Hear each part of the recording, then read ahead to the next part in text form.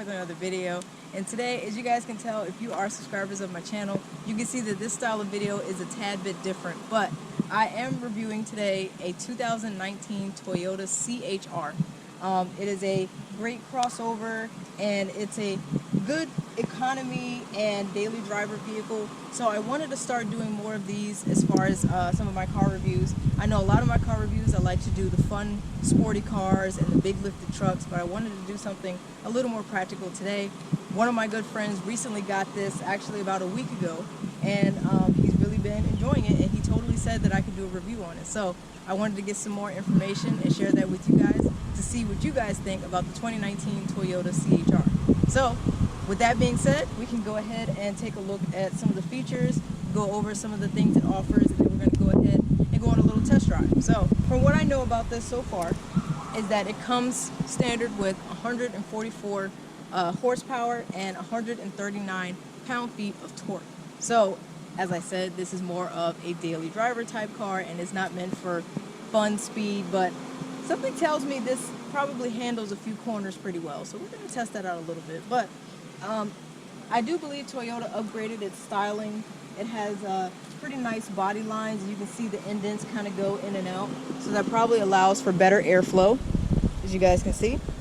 So this is the base model. This is the LE trim. They do offer the XLE and the Limited. Now, of course, with the different trim models, they do tend to go up in price. So with this one being the base model of the three trims, it does come in at the cheaper price of about $20,000 for MSRP. They did lower the price when they first came out with this back in 2017. The 2017 and 18 models, I believe their price range was closer to $22,000, but with their competition being in the $20,000 range, Toyota had to lower their price to be competitive in the market. So I'll throw up a few vehicles that this is in direct competition with, since this is a crossover type vehicle. So as you see, I am a little bit taller than this vehicle. I'm only 5'2". So as far as top space, you don't have a whole lot, but if you need it for practicality and just your daily driving around, I think this would suit very great. This does have front wheel drive, so this is not all wheel drive, which would be a nice feature to have.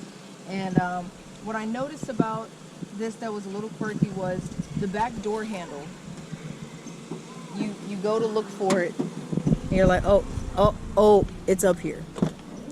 So this is how you get in, and while I'm back here, I might as well go over the back seat space. So getting in, relatively comfortable. Headroom is pretty good. Leg space, not too bad, as long as I don't have a super tall person sitting in front of me. Nothing very eye-catching, but what I do notice is that this textured finish here, it's got nice little diamond finishes here, and they even indicate that this is your cup holder. I've never seen an icon actually like that where it says no open face drinks, because you will spill it if you have a crazy driver. What I've also noticed is that another feature with them sticking with the diamond trend, they have these indents here along the side, and this speaker also has the diamond texture. It's very faint, but I can see it from where I'm sitting. And they even have some diamond trim right here. You guys can see. This is for your airbag. So you got an airbag right here. They also have another one right here. Toyota's very high on safety ratings. You have your child seat locks. You lift this little patch up right here, and you got that. So you got it on both sides, of course.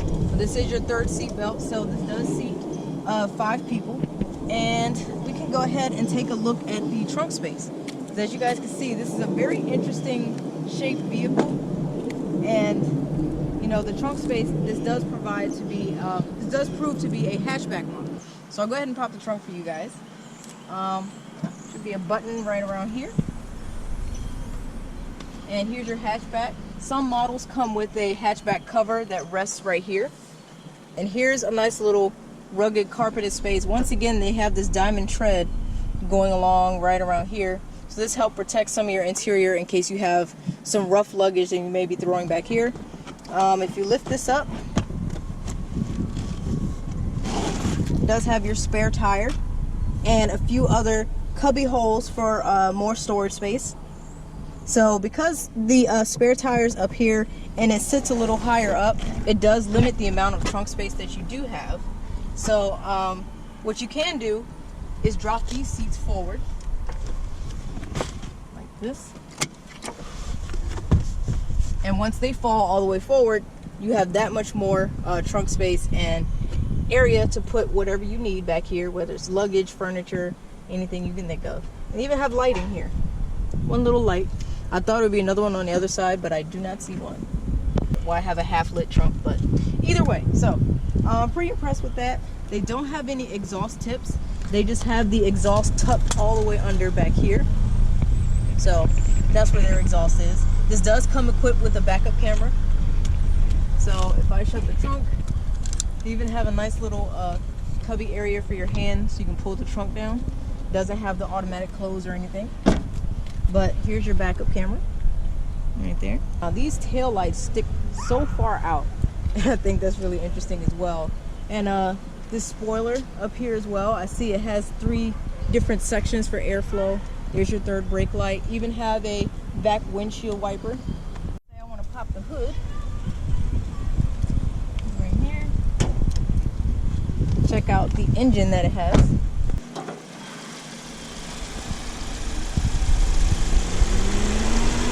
And there's your engine. So here's your prop bar. I'm not going to have this up very long, so I'm just going to hold it with my hand. But this is your 2.0 liter 4-cylinder engine. As I said earlier, it does make 144 horsepower with 139 pound-feet of torque. It does have one standard transmission type throughout, and it is front-wheel drive. So you'll be getting a decent amount of power, but nothing extraordinary. Just everything you should. Here are your headlights.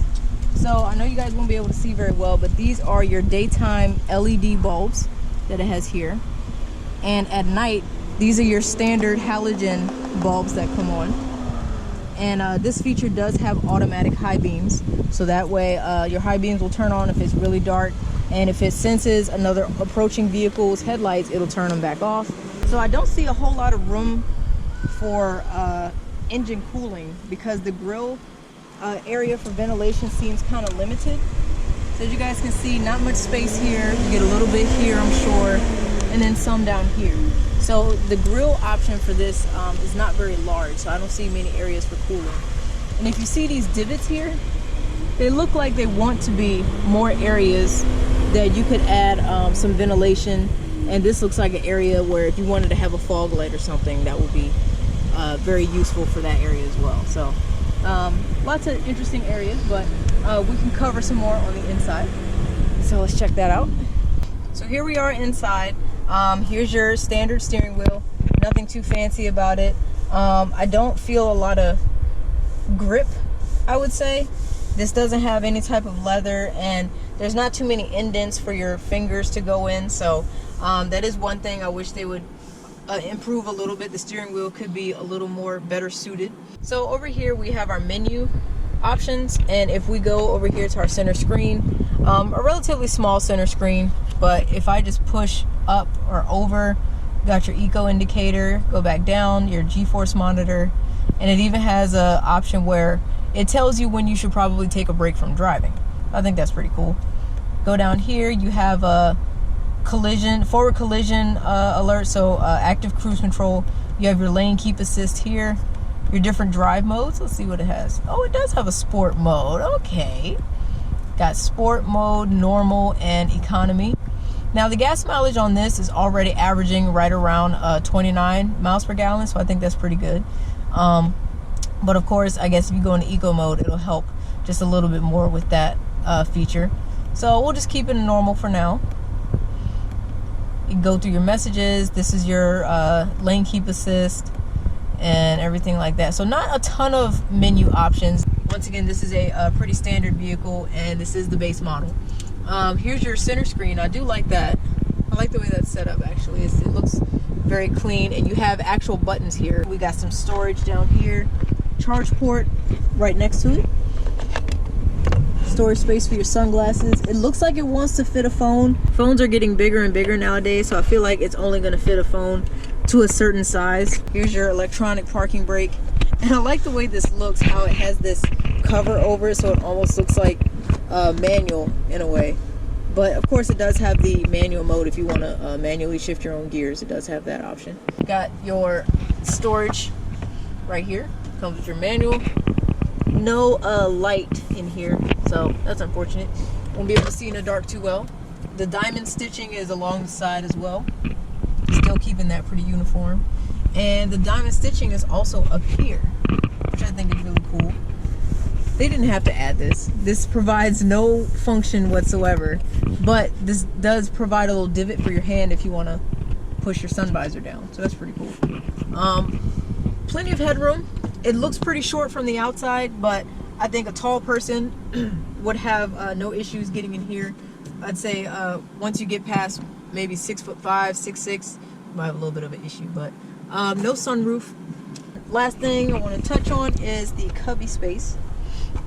Not too much, deep enough. There is a 12-volt charge unit inside of here as well, and you can store just about everything you need in here. So not too bad. For 20 grand, this is about what I expected, and it looks pretty decent. The unique styling feature on the outside is kind of what makes this stand out. So I do like that fact, and what I want to test now is how it handles on the road. So we're gonna go ahead and go on a quick test drive. All right, guys. So here is the owner of this 2019 Toyota CHR. This is Mike. He's been one of my recent friends, and he's a pretty awesome dude. So I wanted to ask him, I mean, I'm glad you co-signed on that. You know what? I forgot to put your seats up. I'm gonna do that in a minute. I know, I'm so, oh, look at how easy that was. So I wanted to know, what did you look for this vehicle specifically, or did they just kind of happen to show you like, hey, here's this? This was one of the vehicles that I was considering, because I considered a couple of different crossovers. I don't remember the names of most of them, but like the Subaru crossover was pretty nice. Okay. I think the Honda one was pretty nice, a lot more expensive. Okay. But this one, I went in, test drove it, got a little bit of information about it, saw the features that it had literally everything that I was looking for and a little bit more. Okay. And hit right in my price point. So. There you go. As I said, it's pretty inexpensive, so I was impressed by that. And they had to drop their prices to be in the market for all their other competitors. So I was like, you got lucky on that one too. Yeah. I'm gonna adjust the seat, and I believe these are manual. Yes. Yeah, these are manual seat adjustments. So once again, but not the surprised. XLE and the Limited have the fancy one. They told me about that, and I was like, I will be fine adjusting my seat by myself. It's fine. It's like I have useful arms right now. Exactly. So okay, that's fine. We're gonna go ahead and do some donuts. I'm joking. Well, I mean, my warranty covers tires for pretty much anything for the first 3 years. So. Okay. Well, donuts and front wheel, it's gonna be a little challenging. It'll be a little bit difficult. So, does all-wheel drive come in one of the trim models? I don't remember if it was specific to a trim. I think it was just, you had the option of front wheel or all wheel. Okay. And the difference was about 1,000, and I was like, it's not bad. All right, we finna test this horsepower. Okay.